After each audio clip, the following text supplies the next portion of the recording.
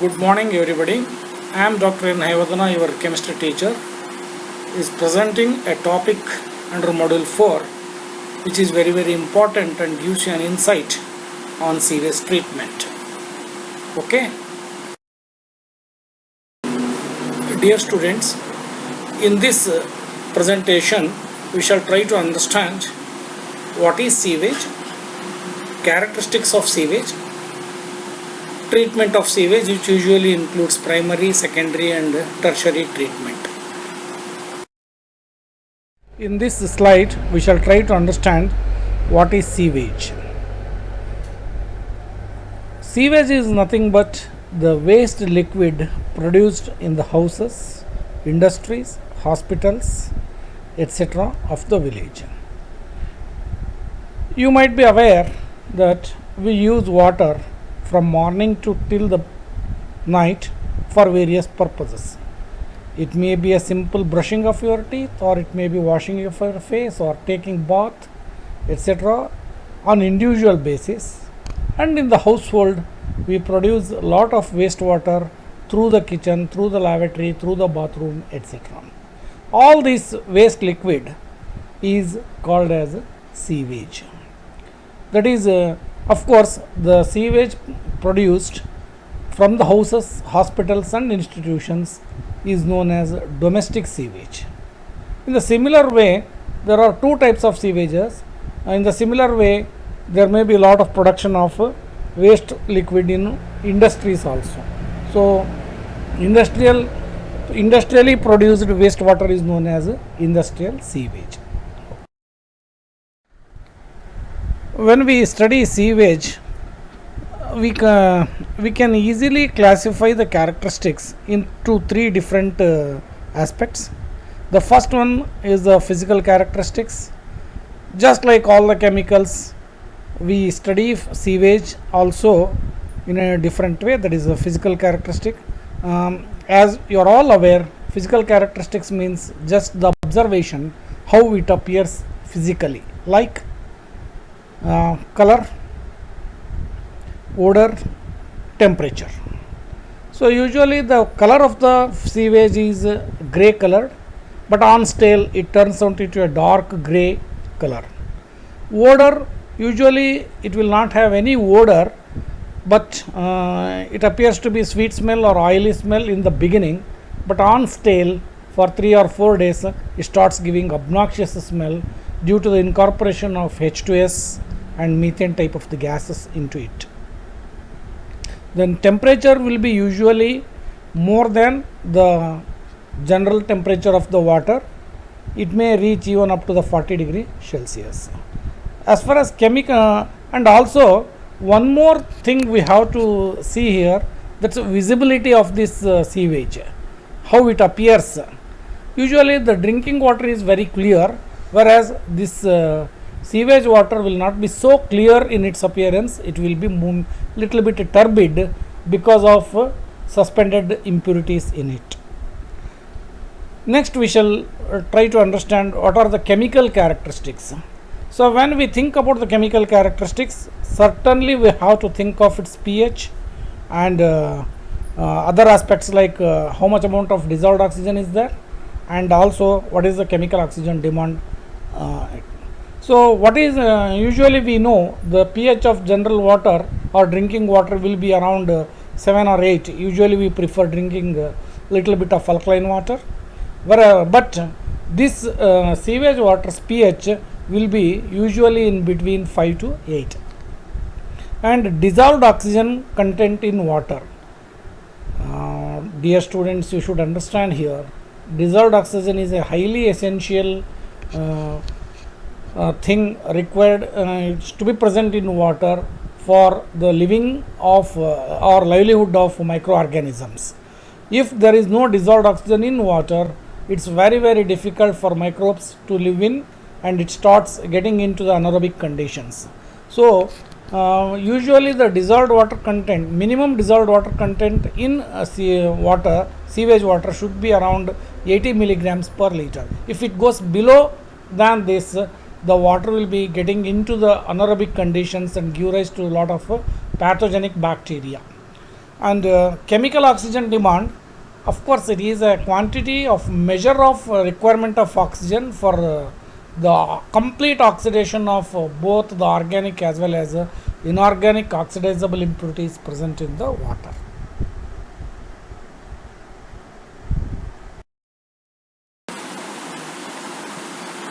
Under biological characteristics, usually the domestic sewage consists of various types of plants or animal microorganisms, and also the biological characteristics of the sewage is related to the presence of microorganisms.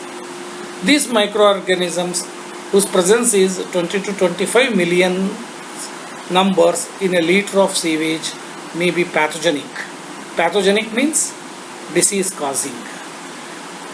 The main source of pathogenic microorganism is excretia from the sick people, and these organisms require living tissues to grow and reproduce and harmful to the man. The microorganisms can be broadly classified into aquatic plants, aquatic animals, aquatic mold, bacteria and virus. Aquatic plant consists of water weeds, algae, etc. Aquatic animal consists of fish, snails, amphibians, insects, etc. The bacterium which needs free oxygen to survive is called as aerobic bacteria, and which survives without free oxygen is called anaerobic bacteria, which are generally the pathogenic in nature. Well, in previous slides we tried to understand what is sewage, how it will be produced and what it will be consisting of. Now it is our duty to understand, or it is our privilege, or it is necessary, essential for us to know about the treatment of sewage, because we cannot leave the wastewater either into the rivers or into any other lake or something like that without a treatment. So treatment of sewage is necessary before leaving it to the rivers. So in these further slides we shall concentrate on how the treatment of sewage is done. So let us try to understand what exactly or how exactly the treatment is done.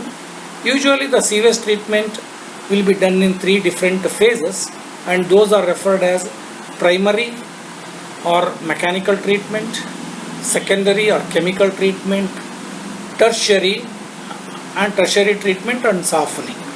So we shall concentrate in this slide on mechanical or primary treatment. The primary treatment involves removing of suspended solids and so suspended solids like woods, plastic etc. How this primary treatment is done? It is just done by putting a bar mesh or a screen mesh in the path of water, or just by in a tank or somewhere else, water will be collected and a bar mesh or screen mesh are kept. So water, after passing through the mesh, because of the bigger size, the twigs and etc., which are the floating materials in sewage, will be stopped there. So in that way we can remove the solids like twigs etc., and then the next stage it will be fed into the next stage, what it is called as screening, filtration. So the filtration is carried out just by passing the sewage through a bed of sand. I hope you remember in your 3rd standard or 4th standard most probably, that is a 3-pot system, how the water was purified in olden days.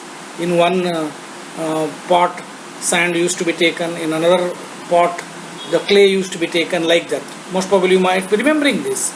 So the similar way, sand by passing through the sand bed, the water will be free from all sorts of the impurities, that is floating impurities or suspended particles etc.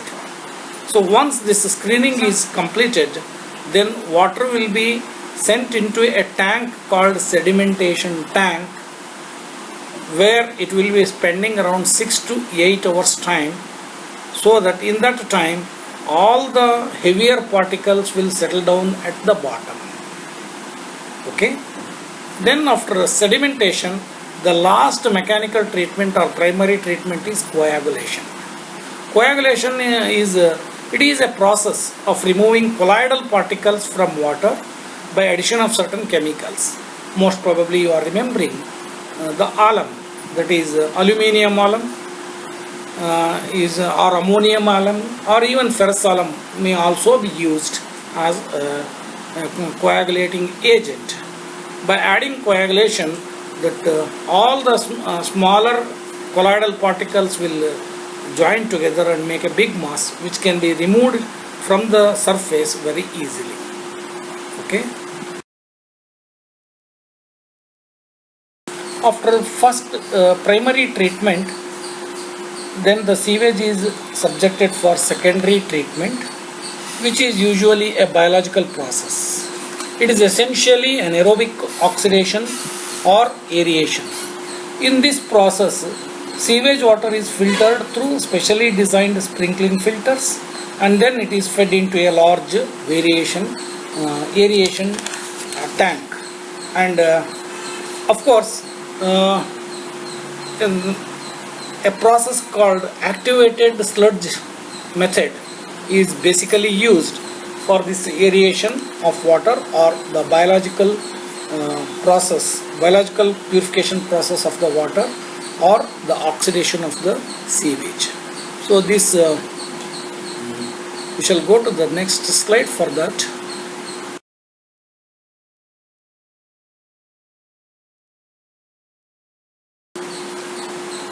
Activated sludge process is based on the principle that adequate amount of oxygen or air is passed through sewage containing microbes. Complete aerobic oxidation occurs, though slowly. However, if this aeration is carried out in presence of a part of sludge from the previous oxidation process, the oxidation process is much quickened. This so added sludge from the previous process is known as activated sludge, since it contains organic matters inhibited by numerous bacteria, etc. The process consists in mixing the sedimented sewage with proper quantity of activated sludge, and the mixture is then sent into the aeration tank. So you can see here, this is the wastewater we have collected after the primary treatment. It is fed into this aeration tank. So in this aeration tank, it is mixed with calculated amount of the sludge, and it is further agitated for 4 to 6 hours. During the aeration process, oxidation of the suspended organic matter takes place. First, oxidation of the carbon takes place, followed by that of nitrogen to nitrites and the clean and non-putrefying liquid. A part of the settled sludge is sent back to the seeding fresh batch of sewage. So in this way, in the activated sludge process, water will be made free from microbes. Okay.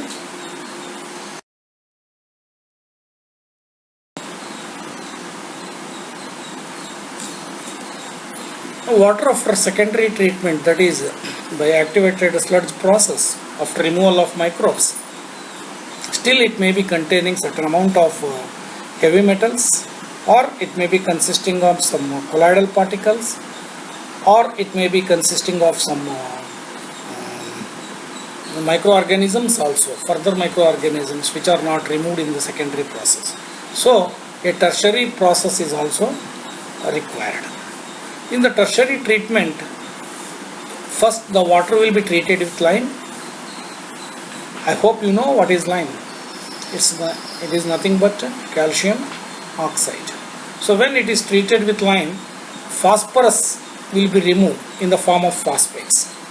So the phosphorus will be precipitated as insoluble calcium phosphate, which can be removed by filtration. Further, by treating it with sulfur directly, we can calcium sulfate, I mean, the metals can also be removed in the form of insoluble sulfides. And also treatment with activated charcoal means the sewage will be treated with a calculated amount of charcoal, usually on which these colloidal particles will be absorbing, and it will be making it free from all the colloidal state particles. And further, finally,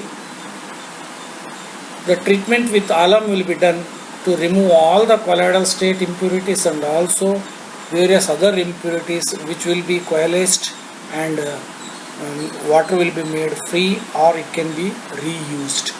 So this is a tertiary treatment. Okay.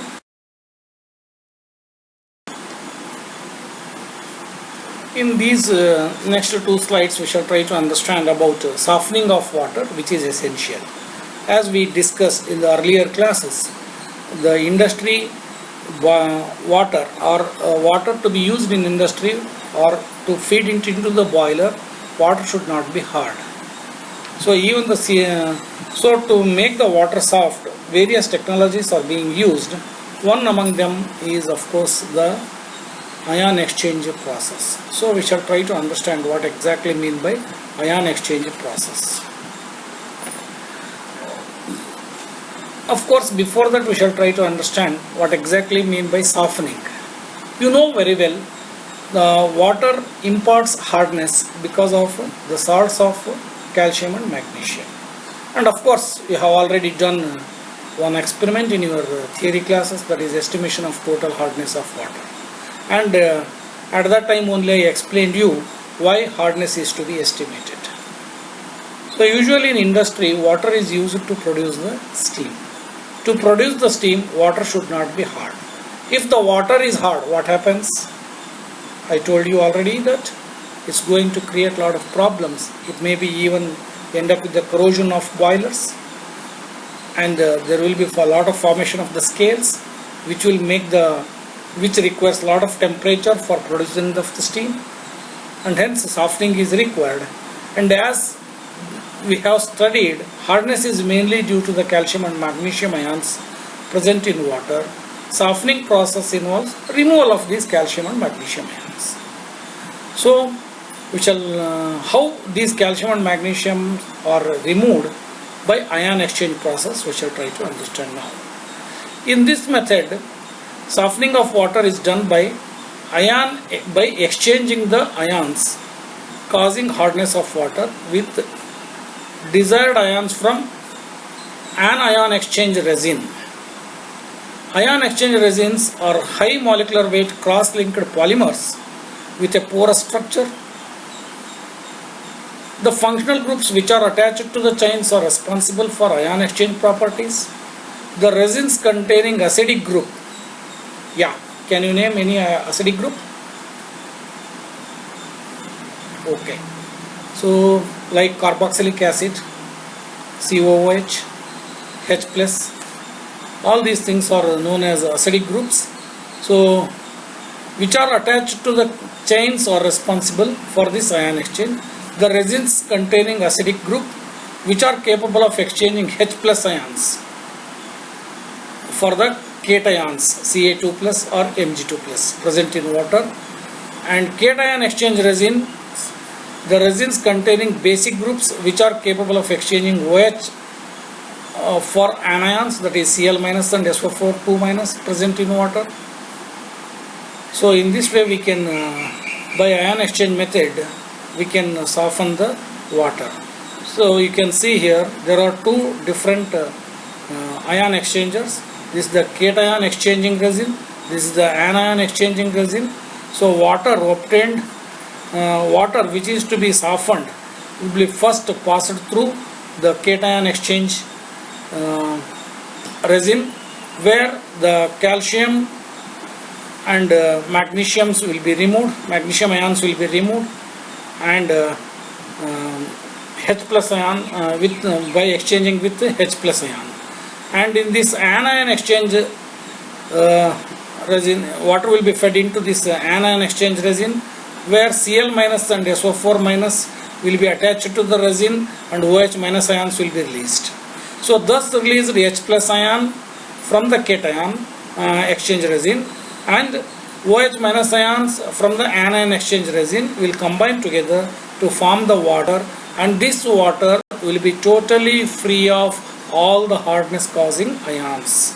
So in this way, by using this ion exchange method, we can soften the water.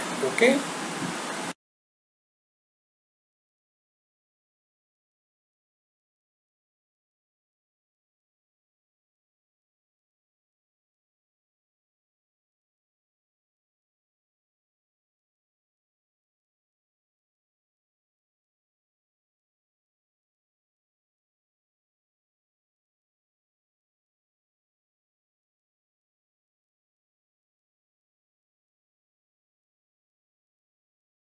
We shall try to understand one more method of purification of water, that is reverse osmosis.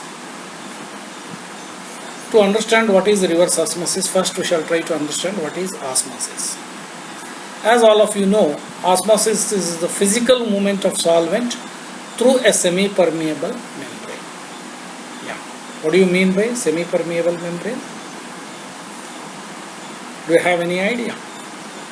Of course, your skin is also a membrane, which is also a semi-permeable membrane, where the sweat will be coming out, but whereas if you put water on the skin, it will not enter into your body. So, like that, when we put the water in a semi-permeable membrane, some physical movement will be taking place. So, this is based on a difference in chemical potential between two solutions, salt solution and water. As the membrane allows only water molecules but not the salt. The salt water thus has a greater chemical potential than water on the other side of the membrane. So to equalize the difference in chemical potential, water diffuses through the membrane from the water side to the salt water side. This movement is known as osmosis, and in this case the pressure is equal to osmotic pressure. In osmosis, diffusion is from lower concentration to higher concentration. If the process is reversed under the pressure, or when this pressure is greater than osmotic pressure, diffusion will be in opposite direction, that is from higher concentration to lower concentration. So this results water in salt water moves through membrane, not salt. The membrane is generally made up of cellulose acetate or nylon or fabricated in a cylindrical shape. With this picture we can clearly understand the reverse osmosis process. You can see here there are two compartments. In this one we can take the water and the salt water solution. When the pressure is equal to the osmotic pressure, there will be flow of water from lower concentration to higher concentration.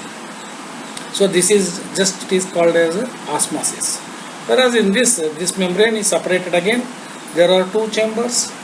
One is of pure water, another is of salt water.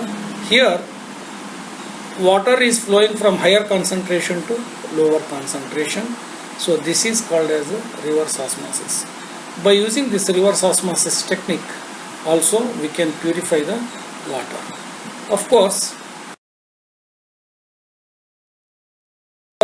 there are certain advantages in purifying the water by using this reverse osmosis technique. It is economical, very simple, continuous and compact. The process needs extremely low energy. It has a long life and membrane is easily replaceable. it is possible to connect a number of tubes in parallel to get more fresh water.